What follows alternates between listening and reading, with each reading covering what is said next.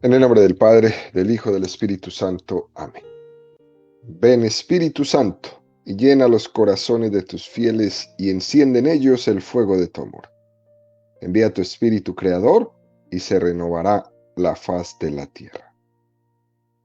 Estamos estudiando el Catecismo de la Iglesia Católica, su primera parte, la profesión de la fe.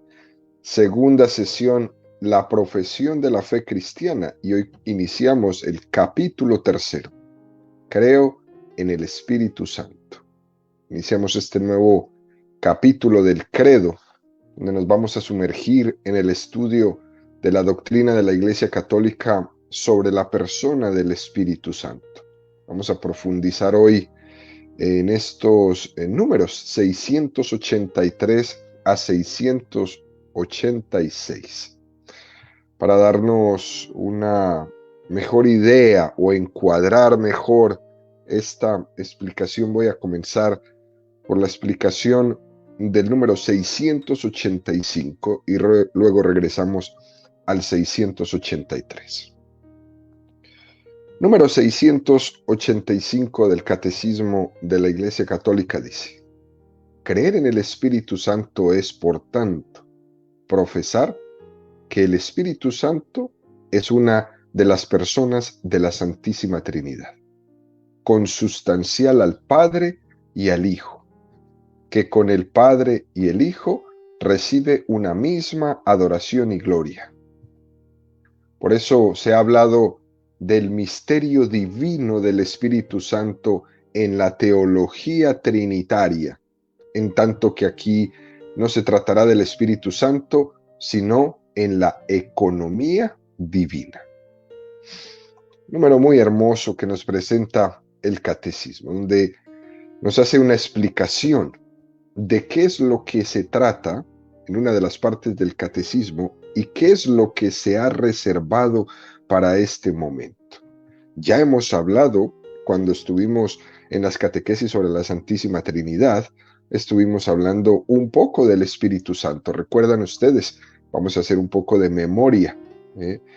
El Catecismo tuvo una mención sobre el Espíritu Santo en el número 282, es decir, hace 400 números atrás tuvimos esta mención cuando comenzamos hablando de Dios. Se hizo una explicación de la Trinidad. El Padre es revelado por el Hijo. El Padre y el Hijo revelados por el Espíritu Santo, que esta es la formulación del dogma trinitario. Todo esto ya lo fuimos estudiando poco a poco. El Catecismo ha reservado para este momento lo que se llama la economía divina. Este es un concepto teológico que es muy importante. También se le llama la economía de la salvación. Es interesante que tengamos pues estos nombres, estos conceptos en nuestra mente. Cuando hablemos de economía divina o economía de la salvación, no se está refiriendo a dinero, no, es una cosa completamente diferente. Economía divina, economía de salvación. Vamos a hacer memoria. En el número 258 al 260 nos habló el Catecismo de la economía de la salvación. Si alguno tiene una muy buena memoria, recuerde que decía lo siguiente: toda la economía divina o economía de la salvación es la obra común de las tres personas divinas, porque la Trinidad, del mismo modo que tiene una sola y misma naturaleza, así también tiene una sola y misma operación. El Padre, el Hijo y el Espíritu Santo no son tres principios de las criaturas, sino un solo principio. Sin embargo, cada persona divina realiza la obra común según su propiedad personal. Así es como la Iglesia Católica confiesa, siguiendo al Nuevo Testamento, Uno es Dios y Padre, de quien proceden todas las cosas. Uno, el Señor Jesucristo, por el cual son todas las cosas. Y uno, el Espíritu Santo, en quien son todas las cosas. Son sobre todo las misiones divinas de la encarnación del Hijo y el don del Espíritu Santo las que manifiestan las propiedades de las personas divinas. Esto es lo que dice el número 258 del Catecismo. Y el número 259 nos continúa explicándolos, diciendo, toda la economía divina obra a la vez común y personal, da a conocer la propiedad de las personas divinas y su naturaleza única. Así, toda la vida cristiana es comunión con cada una de las personas divinas, sin separarlas de ningún modo. El que da gloria al Padre lo hace por el Hijo en el Espíritu Santo. El que sigue a Cristo lo hace porque el Padre lo atrae y el Espíritu lo mueve. Qué cosa más hermosa esta que nos deja el catecismo en esta mañana. Así nos quitamos ese velo que muchas personas tenemos enfrente cuando nos preguntamos, ¿y si yo le rezo al Padre, se pondrá celoso Jesús? Y si yo tengo una amistad más profunda con el Espíritu Santo, el Padre se pondrá celoso. Y si yo tengo una relación con Jesucristo, el Padre y el Espíritu Santo se pondrán celosos. Pues no. El que da gloria al Padre lo hace por el Hijo en el Espíritu Santo. El que sigue a Cristo lo hace porque el Padre lo atrae y el Espíritu Santo lo mueve. No hay separación. Todo en todos. Y el número 260 sigue profundizando y nos dice, el fin último de toda la economía divina es la entrada de las criaturas en la unidad perfecta de la bienaventurada Trinidad. Pero desde ahora somos llamados a ser habitados por la Santísima Trinidad. Si alguno me ama, dice el Señor, guardará mi palabra, y mi Padre le amará, y vendremos a él y haremos morada en él. ¡Qué belleza! Realmente es que la fe católica es extraordinaria. El fin último de la economía divina es que tú y yo entremos al cielo, a ver a Dios cara a cara. El fin último de la economía divina es que tú y yo nos fundamos en la Trinidad, en la contemplación de Dios. Pero no vamos a esperar hasta allá. Lo vamos a empezar desde aquí. ¿Cómo? Amando. Si alguno me ama, guardará mi palabra, amando. El que ama va a guardar la palabra. Y entonces al guardar la palabra, el Padre me amará y vendrán a mí y harán morada en mí. La teología trinitaria católica habla del ser de Dios, quién es Dios, cómo es Dios. La economía divina habla más bien de cómo actúa Dios, de cuál es el orden de su actuación, de cuál es la finalidad que persigue. Y el catecismo no lo acaba de definir. El fin último de la economía divina es la entrada de las criaturas en la unidad perfecta de la bienaventurada Trinidad. A eso se refiere lo que el catecismo nos dice. Por tanto, queridos amigos, en esta parte no se habla tanto de la teología trinitaria, de cómo es Dios, sino cuál es la economía divina en el Espíritu Santo. ¿Cuáles son las formas y los caminos de actuación, los caminos por los que quiere Dios llegar a nosotros? No es lo mismo ser que actuar.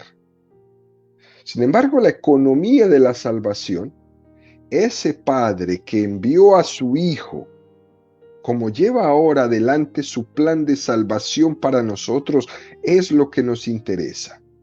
Eso es el plan divino de salvación. Para poder entender un poco mejor esto, vamos a hacer una distinción en la redención. Una cosa es la redención objetiva y otra cosa es la redención subjetiva. Atentos con esto. Objetivamente hablando, Cristo nos salvó por su muerte y resurrección. Objetivamente hablando. Subjetivamente hablando, como se nos aplica a cada uno de nosotros esa salvación, entonces entendemos que Cristo ha obtenido con su muerte y su resurrección la salvación para nosotros. Lo que era para todos, hay que procurar hacer lo propio, abrirse personalmente a esa salvación, que esa salvación se aplique a mí. Por eso podemos decir que la economía divina de la salvación está ligada a la gracia y a los sacramentos. Muy importante esto. Es a través de la gracia como se nos comunica esa salvación, esa que Cristo obtuvo para nosotros. Y este misterio nos da a entender que la economía de la salvación se inaugura en Pentecostés y que actúa a través de la Iglesia, que es el Espíritu Santo el agente principal de esta economía o plan divino de salvación. El Señor quiere que no se desperdicie ni una sola gota de la sangre derramada por Él en el Calvario. Ni una. Por ejemplo, esto se representa en el arte. Cuando uno va a un museo, una de estas catedrales impresionantes, y puede tener la oportunidad de mirar un cuadro flamenco, en estos cuadros flamencos se ha solido representar unos querubines que tienen en sus manos unos cálices recogiendo las gotas de sangre que van cayendo de Cristo en la cruz. Podríamos decir que la economía de la salvación es esa sangre que ha sido recogida en esos cálices que son la imagen de la iglesia. La iglesia es la que recoge esa sangre para después distribuirla.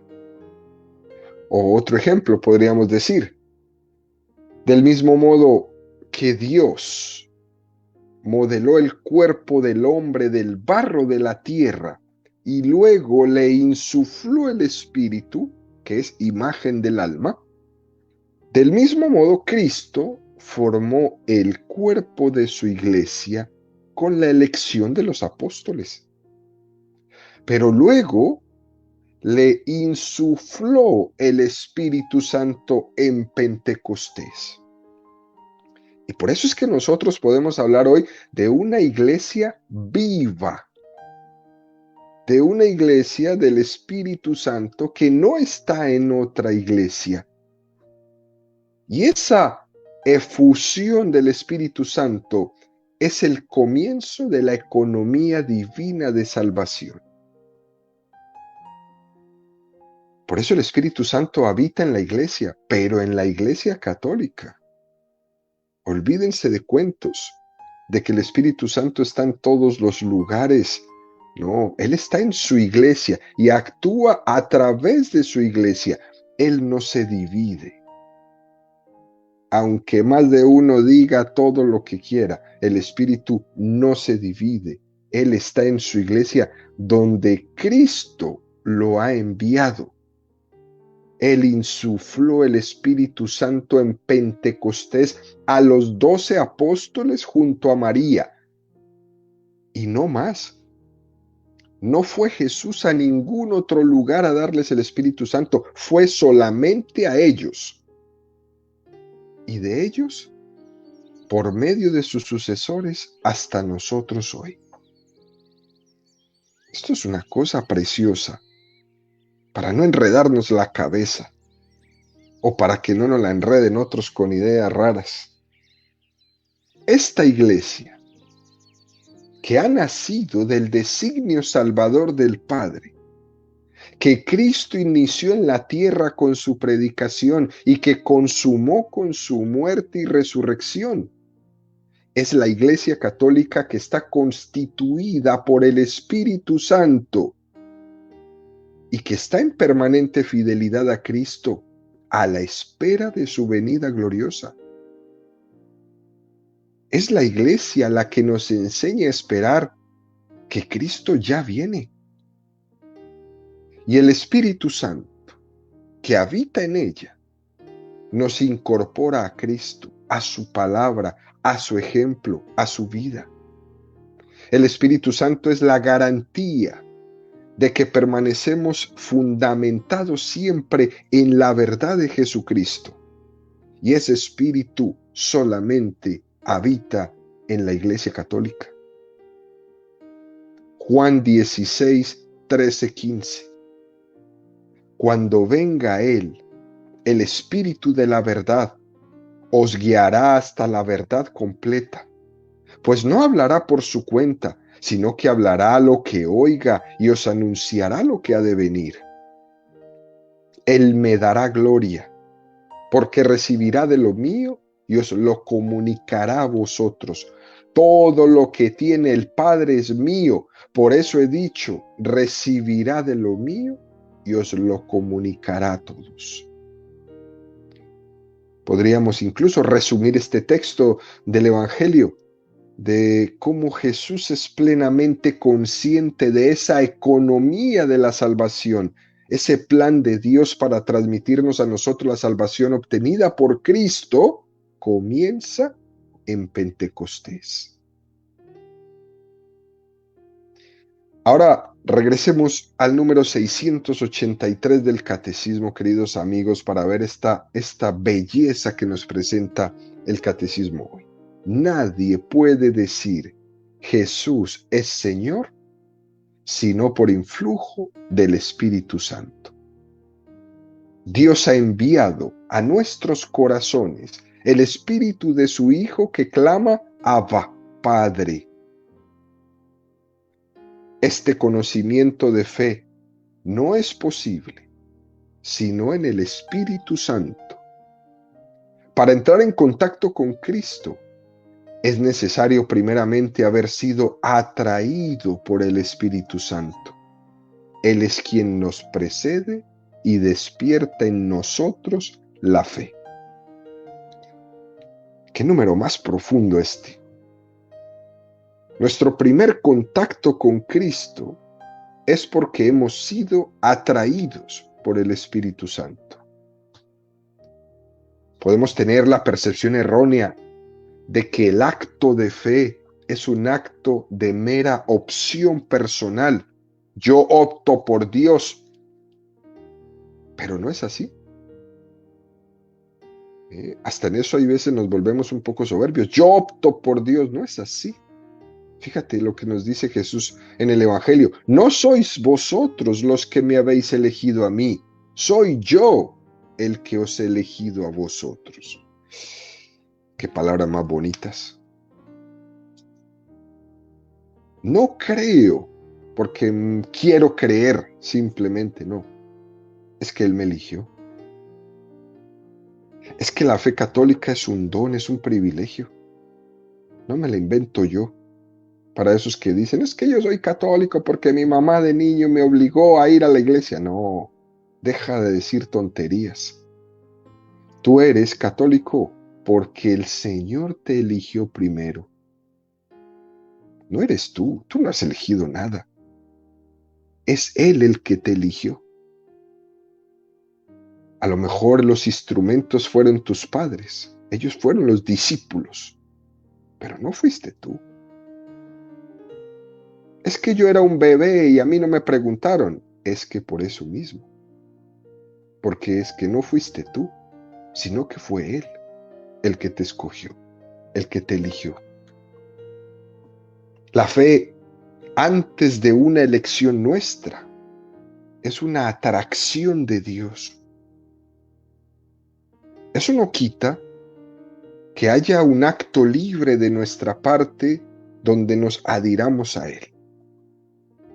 Pero nadie puede ir al Padre si el Padre no lo atrae. Tenemos que pensar que el acto de fe nuestro, de adhesión a Jesucristo, de adhesión a Dios, es también un fruto de un influjo de la gracia en nuestros corazones. Eso es algo parecido como el enamoramiento. ¿Sí? En el acto de amor ha habido antes un enamoramiento, ha habido una atracción mutua. Pero después del enamoramiento hay un acto de la voluntad, eligiendo a esa persona para casarse, para compartir la vida. Hay un acto de la voluntad que está implicado ahí. Y eso es lo que hace la perseverancia. Hay una gracia del Espíritu Santo que nos lleva a Cristo y que implica también nuestra voluntad y que no hiere nunca nuestra libertad. El Espíritu Santo está actuando en nosotros antes de que lo hayamos conocido. Él estuvo ahí presente en el momento de mi creación. Pero hemos tenido muy poco contacto con Él y por eso algunas veces le llamamos el gran desconocido. Primera de Corintios 12:3. Por eso os hago saber que nadie hablando con el Espíritu de Dios puede decir, anatema es Jesús. Y nadie puede decir, Jesús es Señor, sino con el Espíritu Santo. Pronunciar la palabra mi Señor supone una confianza en Jesús. Esa confianza es fruto de que el Espíritu Santo nos ha asistido, nos ha hecho entrar en comunión con Jesucristo. Y fíjate cómo ese entrar en comunión con Jesucristo nos presenta el catecismo como es. Dice, mediante el bautismo, primer sacramento de la fe, la vida que tiene su fuente en el Padre y se nos ofrece por el Hijo, se nos comunica íntima y personalmente por el Espíritu Santo en la Iglesia. ¡Qué continuidad más bella! Y nos cita el catecismo aquí un texto de San Irineo de Lyon, que hemos comentado muchas veces en nuestro catecismo, donde habla San Irineo sobre el bautismo. Y fíjate la cosa tan hermosa que dice: el bautismo nos da la gracia del nuevo nacimiento en Dios Padre por medio de su Hijo en el Espíritu Santo. Porque los que son portadores del Espíritu de Dios son conducidos al Verbo, es decir, al Hijo. Pero el Hijo les presenta al Padre y el Padre les concede la incorruptibilidad. Por tanto, sin el Espíritu no es posible ver al Hijo de Dios. Y sin el Hijo nadie puede acercarse al Padre, porque el conocimiento del Padre es el Hijo, y el conocimiento del Hijo de Dios se logra por el Espíritu Santo.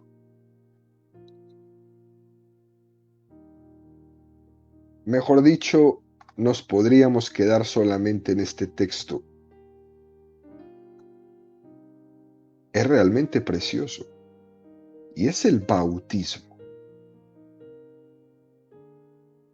El texto donde Felipe le dice a Jesús: Señor, muéstranos al Padre y nos basta. Jesús le responde: ¿cómo dices, muéstranos al Padre? Quien me ha visto a mí, ha visto al Padre. Jesús es la ventana a través de la que vemos. Jesús es la ventana a través de la que nos adentramos en el misterio del Padre. Por tanto, si decimos eso de Cristo con respecto al Padre, lo mismo podemos decir del Espíritu Santo con respecto a Jesús. Él es la ventana por donde nos adentramos al misterio de Jesús.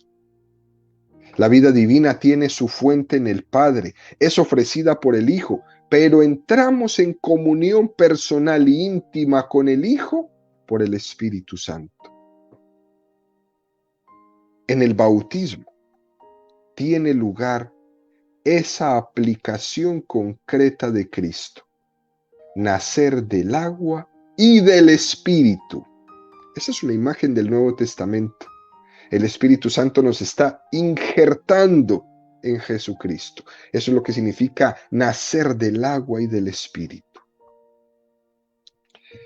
Continúa el Catecismo en el número 684 y nos dice: el Espíritu Santo con su gracia es el primero que nos despierta en la fe y nos inicia en la vida nueva que es que te conozcan a ti, el único Dios verdadero, y a tu enviado Jesucristo.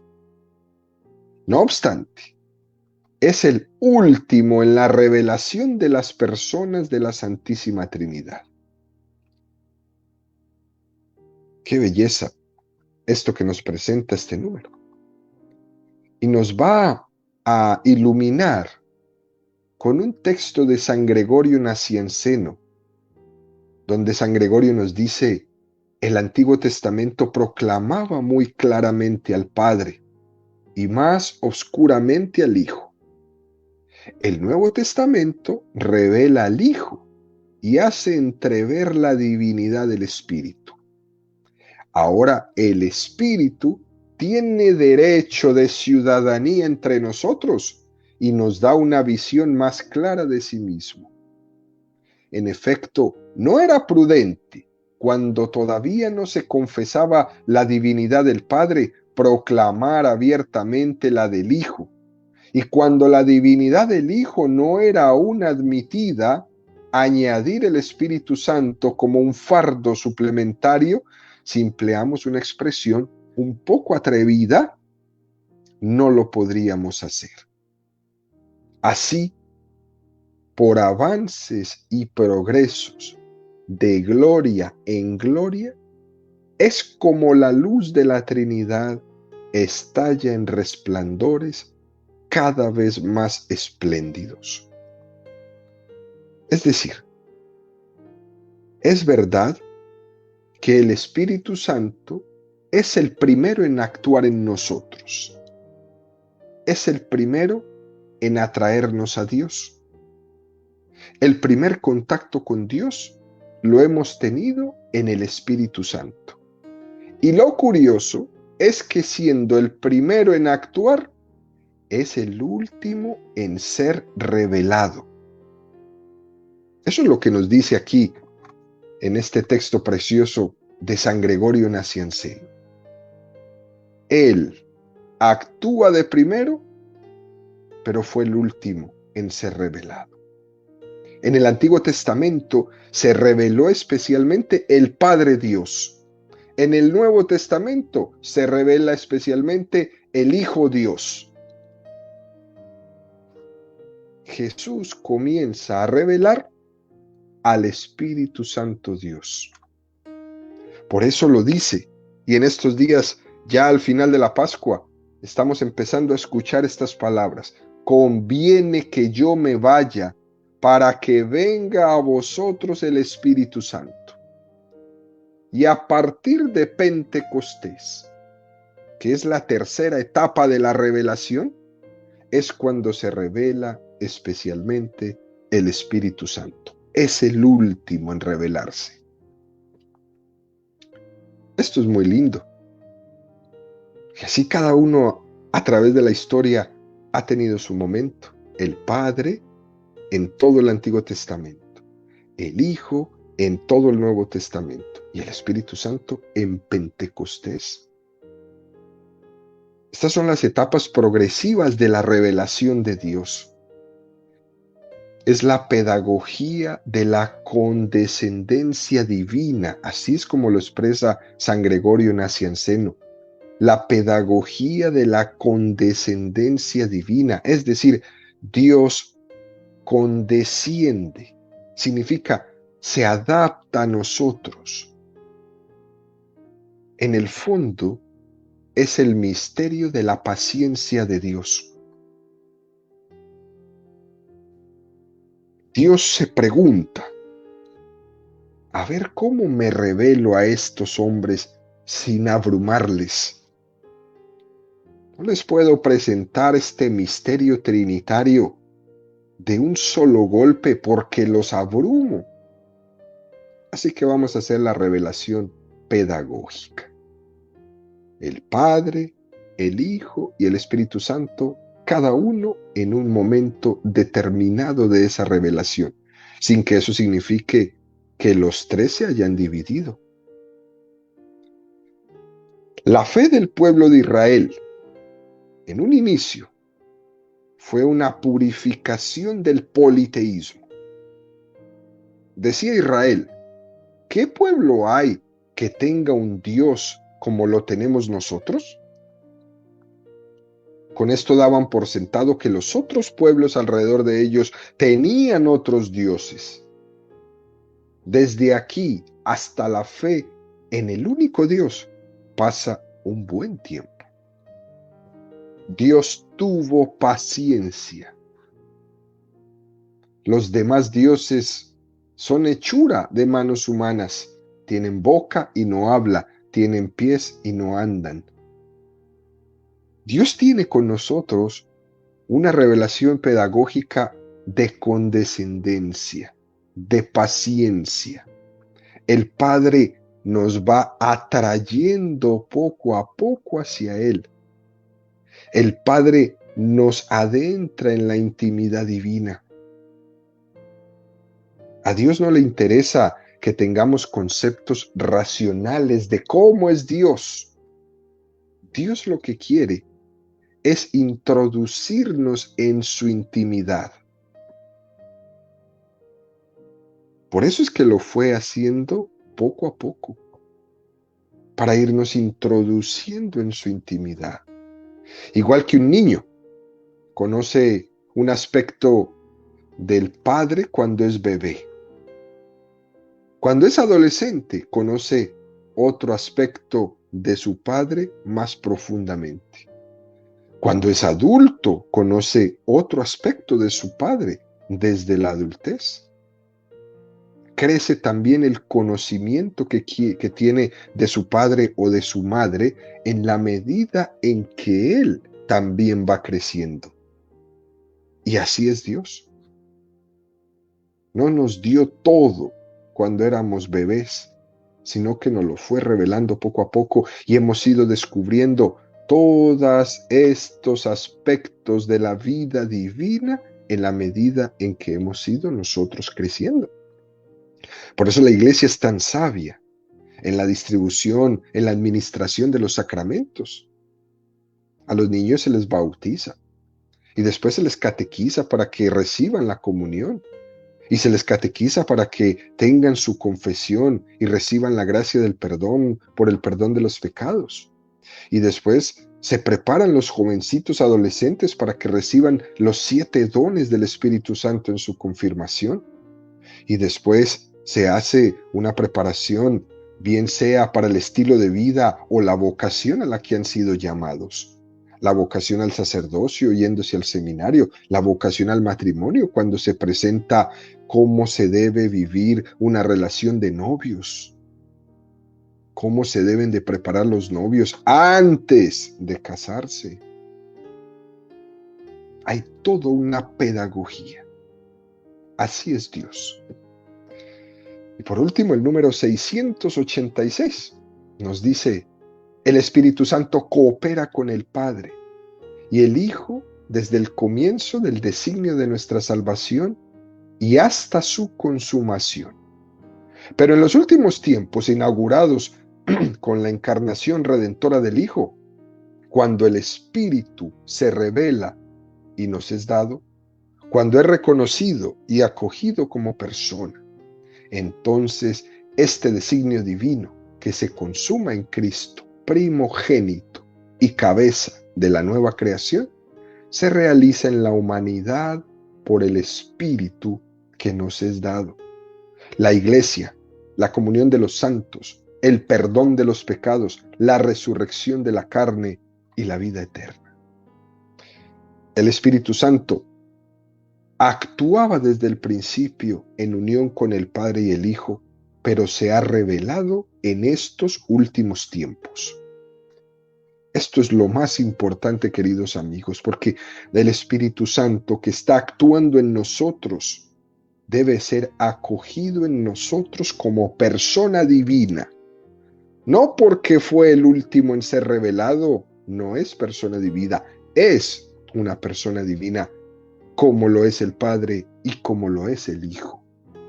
De esa manera reconocemos no solo que el Espíritu Santo está actuando en nosotros, sino que lo reconocemos a Él como una persona que nos quiere. Podemos tener con el Espíritu Santo una intimidad personal porque Él se nos ha desvelado. El designio de Dios en Cristo ha sido consumado en Cristo, pero ha sido realizado por el Espíritu Santo. Por lo tanto, podríamos decir, queridos amigos, que Pentecostés es la venida del Espíritu Santo en la economía divina. Es la fiesta de la fecundidad del sacrificio de Cristo. A partir de ahí, la gracia estará a manos llenas para todos. Cristo nos obtuvo la salvación y el Espíritu Santo la hace fecunda en nosotros. Y además de que tenemos la oportunidad de entrar en comunión personal con Dios Espíritu Santo. La Iglesia, la comunión de los santos, el perdón de los pecados, la resurrección de la carne, la vida eterna. Esto es, queridos amigos, la economía de la salvación en la que el Espíritu Santo hace fecundo el sacrificio de Cristo.